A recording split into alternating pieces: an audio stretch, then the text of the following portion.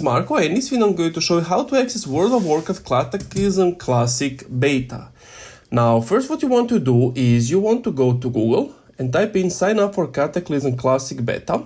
And before I tell you what to do next, I can offer Shopify completely for free your first 3 days, and then you pay $1 your first month. So just click on this first link, and then you want to click on Beta Opt-in, request beta access. You would just log into your Battle.net account and just confirm you want the beta access. And of course, more about it.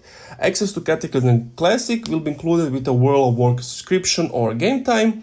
A cache of amenities awaits those who pursue the Blazing Epic upgrade, which means that you can go to shop upgrades, and then you can buy the Blazing Heroic pack or Blazing Epic upgrade. These are the things you get, but the main difference is that you get a level 80 character boost and 30 days of game time. And that's pretty much it. Thank you for watching this video. If you enjoyed, leave a like, comment, subscribe. And also if you want the Shopify offer, click the link in the description.